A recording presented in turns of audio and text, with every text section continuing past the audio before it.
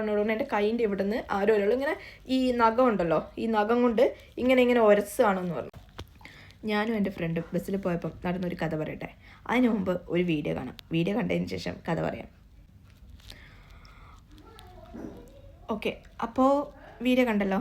അതായത് ഈ വീഡിയോ കണ്ടപ്പോൾ നിങ്ങൾക്ക് എന്ത് തോന്നി? ആ ബസ്സിൽ നല്ല അധികം സ്പേസ് ഉള്ളൊരു ബസ്സാണ്, അത്ര തിരക്കുള്ളൊരു ബസ്സല്ല. അപ്പം ഈ ഒരാൾ നമ്മളെ ശരീരത്തിൽ അനധികൃതമായി ടച്ച് ചെയ്യുന്നുണ്ട്, അതായത് ടച്ച് ചെയ്യുന്നുണ്ടെങ്കിൽ മറ്റൊരാൾക്കാൾ കൂടുതൽ അത് നമുക്കാണ് മനസ്സിലാവുക. പുറമേ നിന്നുള്ളവർക്ക് എന്തും ചിന്തിച്ചോട്ടെ, പക്ഷെ നമുക്കറിയാം ഒരാൾ ടച്ച് ചെയ്യുന്നത് അത് എങ്ങനെ സേഫ് ടച്ചാണോ ഗുഡ് ടച്ചാണോ ബാഡ് ടച്ചാണോ എന്നുള്ളത് നമുക്കാണ് ഏറ്റവും നന്നായിട്ട് മനസ്സിലാവുക. അപ്പം ഈ ഒരു വീഡിയോയിൽ നിങ്ങൾക്ക് കാണാം, ആ മുമ്പിൽ നല്ല സ്പേസ് ഉണ്ട്. അപ്പോൾ ഈ വീഡിയോ എടുക്കാനുള്ള അത്ര സമയം വേണ്ടായിരുന്നു ആ കുട്ടിക്ക് ഫ്രണ്ടിലോട്ട് കയറി നിൽക്കാൻ വേണ്ടിയിട്ട്. കാരണം ഒരാൾ ടച്ച് ചെയ്ത് കഴിഞ്ഞാൽ പിന്നെ ആരെങ്കിലും പോയിട്ട് വീണ്ടും നീ ശരിക്കും എന്നെ ടച്ച് ചെയ്ത് നമ്മൾ അവിടെ നിൽക്കുമോ? ആദ്യം എടുത്ത വീഡിയോയിൽ വലിയ കുഴപ്പമില്ല. രണ്ടാമത്തെ വീഡിയോയിൽ ക്ലിയർ ആയിട്ട് മനസ്സിലാവും ആ കുട്ടി ടച്ച് ചെയ്യാൻ വേണ്ടി അടുത്ത് പോയി നിന്ന് കൊടുക്കുന്ന പോലെയാണ് എനിക്ക് തോന്നിയത്. ആരെങ്കിലും ഒരു കുടുംബത്തിൽ പറഞ്ഞ പെങ്കൊച്ച് നമ്മളെ ശരീരത്തിൽ ഒരാൾ അനധികൃതമായി ടച്ച് ചെയ്തു എന്ന് തോന്നിക്കഴിഞ്ഞാൽ നമ്മൾ പിന്നെ അവിടെ നിൽക്കുമോ? ഇല്ല, നമ്മൾ അതിന് മുമ്പോട്ട് പോകും. അല്ലെ അപ്പം തന്നെ പ്രതികരിക്കണമായിരുന്നു. അപ്പം തന്നെ പ്രതികരിച്ചിട്ട് ആ കുട്ടി ഒരു വീഡിയോ എടുക്കുക. നീ എന്തിനാ എന്നോട് അങ്ങനെ ടച്ച് ചെയ്തു, നീ അങ്ങനെ ചെയ്തു എന്ന് കുട്ടിക്ക് ഉറപ്പായിട്ട് തോന്നിയിട്ടുണ്ടെങ്കിൽ. പക്ഷേ എനിക്ക് തോന്നി കുട്ടിക്ക് അത് സോഷ്യൽ മീഡിയ അക്കൗണ്ട് ഉണ്ട്. അപ്പോൾ ആ അക്കൗണ്ടിലിട്ടൊന്ന് റീച്ച് ആവാൻ വേണ്ടിയിട്ടായിരിക്കാം ഒരു പക്ഷേ ആ കുട്ടി ഈ രീതിയിൽ റിയാക്ട് ചെയ്തത്. എന്താണെങ്കിലും റിയാക്ഷനിൽ കുഴപ്പമൊന്നുമില്ലായിരുന്നു. പക്ഷേ അയാൾ സത്യം പറഞ്ഞിട്ടുണ്ടെങ്കിൽ അയാൾ ടച്ച് ചെയ്യുന്നുണ്ട് എന്നുള്ളത് എനിക്ക് പേഴ്സണലി തോന്നിയില്ല. കാരണം ആ കുട്ടി അടുത്ത് പോയി നിൽക്കുകയാണ്. നിന്ന് കഴിയുമ്പോഴാണ് അയാളൊന്ന് എന്താ പറയുക അയാളെ കൈ ടച്ച് ആവുന്നത്. അപ്പം ഒരാൾ അങ്ങോട്ടേക്ക് വഴിവെട്ടി കൊടുത്ത് അടുത്ത് പോയി എന്നെ ടച്ച് ചെയ്തൊന്ന് നിന്നിട്ട് അയാളെ കൈ ഒന്ന് തട്ടിയെന്നും പറഞ്ഞിട്ട് നാളെ പരാതി പൊക്കി വന്നിട്ട് കാര്യമില്ല. ഞാൻ പറഞ്ഞ പോലെ കുട്ടിക്ക് ഒരു സോഷ്യൽ മീഡിയ അക്കൗണ്ട് ഉണ്ടാകും, അതിലിട്ട് റീച്ച് ചെയ്യാൻ വേണ്ടിയിട്ടായിരിക്കും ആ കുട്ടി ഈ രീതിയിൽ റിയാക്ട് ചെയ്തത്. എന്താണെങ്കിലും അത് ചെയ്തത് കുറച്ച് ചീപ്പായി പോയി. കാരണം ഈ വീഡിയോ വന്ന അന്നേരം മുതൽ ആ വീഡിയോൻ്റെ അടിയിൽ വരുന്ന കമൻസിൽ 80% എബോ 90% കമൻസും എന്താ പറയുക അയാളെ സപ്പോർട്ട് ചെയ്തിട്ടുള്ളതായിരുന്നു. ഇപ്പം അയാൾ മരിച്ചു, നിർഭാഗ്യവശാൽ അയാൾ മരിച്ചു. മരണശേഷം ഒന്നും കൂടെ സപ്പോർട്ട് കൂടി. പക്ഷെ ആ നിമിഷം പോലും എനിക്കും അത് തോന്നിയിരുന്നു. പക്ഷെ ഞാൻ അന്നേരം ചിന്തിച്ചത് ശരിക്കും ആ കുട്ടിക്കാണല്ലോ അറിയുക എന്താണ് സിറ്റുവേഷൻ എന്നുള്ളത്. അതുകൊണ്ടായിരിക്കാം ആ കുട്ടി ആ രീതിയിൽ റിയാക്ട് ചെയ്തത്. പക്ഷേ ശരിക്കും ഈ കുട്ടി പോയി നിന്നിട്ടല്ലേ അയാൾ ടച്ച് ചെയ്യുന്നത് എന്ന് ഞാനും ചിന്തിച്ചിട്ടുണ്ടായിരുന്നു. പക്ഷേ എന്താ പറയുക അയാളൊരു നിരപരാധി ആയതുകൊണ്ടും അയാൾ തെറ്റ് ചെയ്യാത്തതുകൊണ്ടും ആയിരിക്കാം അയാൾ അങ്ങനെ ചെയ്യണമെന്ന് അയാൾക്ക് തോന്നിയത്. ഇനി എനിക്ക് നടന്ന കഥ പറയാം. ഇത് എന്താ പറയുക 90% സ്ത്രീകളും ബസ്സിൽ യാത്ര ചെയ്യുന്ന സ്ത്രീകളും ഇങ്ങനെയുള്ള ഓരോ ഇഷ്യൂസ് ഫേസ് ചെയ്യും. കാരണം ഇങ്ങനെ ഫേസ് ചെയ്യാത്ത സ്ത്രീകളുണ്ടെന്ന് എനിക്ക് തോന്നുന്നില്ല. നമുക്കെല്ലാവരും ലൈഫിൽ എപ്പോഴെങ്കിലുമൊക്കെ ഉണ്ടാവും, പ്രത്യേകിച്ച് നമ്മൾ ലോങ് ജേർണിക്ക് വേണ്ടിയിട്ട് ബസ് യൂസ് ചെയ്യുന്ന സമയത്തൊക്കെ. അപ്പോൾ ഞാൻ നഴ്സിംഗ് പഠിച്ചത് ബാംഗ്ലൂരാണ്. അപ്പോൾ നഴ്സിംഗ് പഠിച്ച കഴിഞ്ഞിട്ട് ഞങ്ങൾ രാത്രിയാണ് ബാംഗ്ലൂരിൽ നിന്ന് നാട്ടിലോട്ട് വരിക. കാരണം രാത്രിയാണ് കോളേജ് കഴിഞ്ഞിട്ട് വരണം, അതുകൊണ്ട് രാത്രിയാണ് വരിക. അങ്ങനെ ഞാനും എൻ്റെ ഫ്രണ്ട് എപ്പോഴും ഞങ്ങൾ രണ്ടുപേരും കൂടെ 2 പേരുള്ള സീറ്റാണ് ഞങ്ങൾ അധികവും ബുക്ക് ചെയ്യുക. ഒരു ദിവസം ഞങ്ങൾക്ക് 2 പേരുള്ള സീറ്റ് ബുക്ക് ചെയ്യാൻ പറ്റിയില്ല. ഞങ്ങൾക്ക് കിട്ടിയത് 3 സീറ്റഡ് ആയിട്ടുള്ള ഒരു ഇതായിരുന്നു. അപ്പോൾ അവളും ഞാനും പറഞ്ഞു ഓക്കെ കുഴപ്പമൊന്നുമില്ലായിരിക്കും എന്ന് സേഫ് ആയിരിക്കും എന്നുള്ള രീതിയിൽ ഞങ്ങൾ ബസ്സിൽ കയറി യാത്ര തുടർന്നു. നല്ല ഒരു മേ ബി 2 o'clock ആയിട്ടുണ്ടാവാൻ സമയം. ആ സമയത്ത് ഒരാൾ കയറി ബസ്സിൽ, അയാൾക്ക് ആ സീറ്റാണ് കിട്ടിയത്. അയാൾ ആ സീറ്റിൽ വന്നിരുന്നു. അയാൾ വന്നപ്പോൾ നല്ല വെൽ ഡ്രസ്ഡ് ആണ്, ഭയങ്കര ജെൻറ്റിൽമാൻ ലുക്കാണ്, ഇൻസൈഡാണ്, കയ്യിൽ ലാപ്ടോപ്പ് ബാഗ് ഉണ്ട്. അയാൾ വന്നിരുന്നു. അപ്പം ഞാൻ അറ്റത്തിരിക്കുകയാണ്, എൻ്റെ ഫ്രണ്ട് നടുക്കിരിക്കുകയാണ്, അതിൻ്റെ അപ്പുറത്താണ് ഇയാളിരിക്കുന്നത്. അപ്പം ഞാൻ അവളുടെ മടി കിടന്ന് ഉറങ്ങുകയാണ്.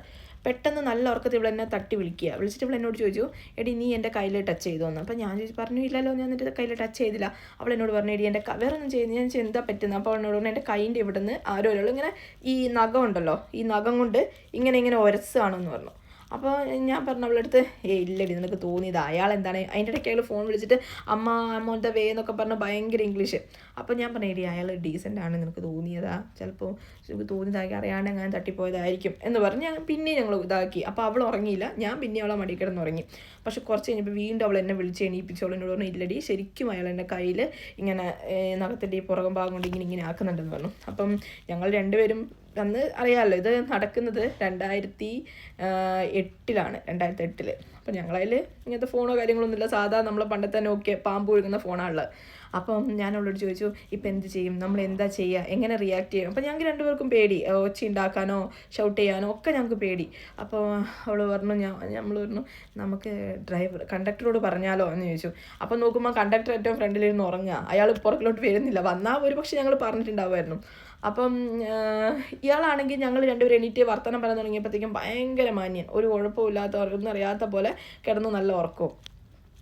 അപ്പം ഞാൻ പറഞ്ഞു ശരി നമുക്ക് നോക്കാം, ഞാൻ അപ്പർ സൈഡിലിരിക്കാം, ഇനി അയാൾ ടച്ച് ചെയ്യുന്നുണ്ടെങ്കിൽ നമുക്ക് നോക്കാമെന്ന് പറഞ്ഞു. അങ്ങനെ ഞാൻ ഇപ്പർ സൈഡിലിരുന്നു, അവൾ അവിടെ ഇരുന്നു, നടുക്ക് ഞങ്ങൾ സീറ്റ് മാറിയിരുന്നു. പിന്നെ ഇതുപോലെ ഒരു കുഴപ്പമില്ല, കുറേ ആയപ്പോൾ ഉറങ്ങിപ്പോയപ്പം ഇയാൾ എന്താക്കി, വീണ്ടും ഇങ്ങനെ ടച്ച് ചെയ്യാൻ തുടങ്ങി. അപ്പോൾ എനിക്ക് മനസ്സിലായി അയാൾ ടച്ച് ചെയ്യുന്നുണ്ട്. ഞാൻ അവളോട് പറഞ്ഞു എടി അയാൾ ടച്ച് ചെയ്യുന്നുണ്ട്, കുഴപ്പമില്ല, നമുക്ക് തന്നെ ഈ പ്രശ്നം സോൾവ് ചെയ്യാം, അയാൾ ടച്ചിങ് ഇപ്പം മാറ്റി കൊടുക്കാമെന്ന് പറഞ്ഞിട്ട് ഞങ്ങൾ ഷോളിൽ പിന്നുണ്ടായിരുന്നു.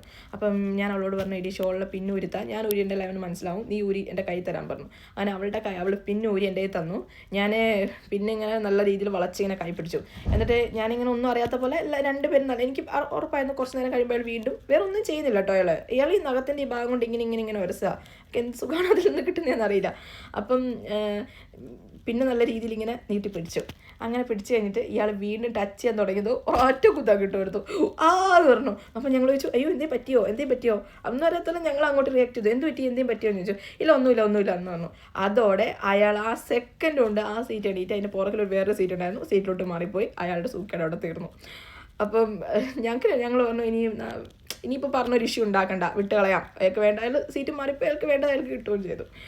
അപ്പം പല രീതിയിലാണ് ആൾക്കാർ റിയാക്ട് ചെയ്യുന്നത്.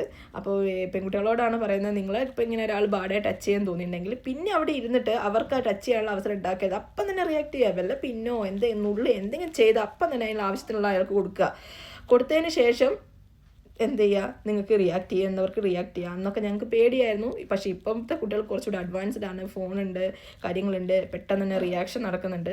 ഇപ്പോൾ ഉള്ളവർക്ക് നല്ല രീതിയിൽ റിയാക്ട് ചെയ്യാം. അപ്പം ഞങ്ങൾക്ക് ഈ ഒരു സമയത്ത് ഇപ്പം ഉണ്ടായ ഒരുപക്ഷെ നമ്മൾ അന്നത്തെ പോലെ ആയിരിക്കില്ല റിയാക്ട് ചെയ്യുക, കാരണം ഇപ്പം നമ്മൾ പല കാര്യങ്ങളും കാണുന്നുണ്ടല്ലോ. അപ്പം പക്ഷേ സത്യസന്ധമായിരിക്കും. ഒരാൾക്ക് വീഡിയോ ഇട്ടിട്ട് വൈറലാകാൻ വേണ്ടി നമ്മൾ ഒരാളുടെ മുമ്പിൽ പോയി ടച്ച് ചെയ്യുന്ന പറഞ്ഞ് നിന്ന് കൊടുത്തതിന് ശേഷം ആണുങ്ങളാണ് ഒബ്വിയസ്ലി അങ്ങനെയൊക്കെ ചെയ്ത് ഒരു വേണ്ടി ടച്ച് ചെയ്ത് പോകും. അതിനുശേഷം അതൊരു വീഡിയോ എടുത്ത് കണ്ടന്റ് ആക്കാൻ മാത്രം ശ്രമിക്കരുത്. കണ്ടന്റ് ദാരിദ്ര്യം നല്ല രീതിയിൽ ഉണ്ടാവും അറിയാം, പക്ഷേ ഈ രീതിയിൽ എന്താ പറയുക, ഒരാളുടെ ജീവിതം നശിപ്പിക്കുന്ന രീതിയിലുള്ള കണ്ടന്റിലേക്ക് പോകരുത്. എന്ത് കാര്യം തിങ്ക് ചെയ്ത് ചെയ്യുക, അത്രയേ ഉള്ളൂ. Thanks for watching.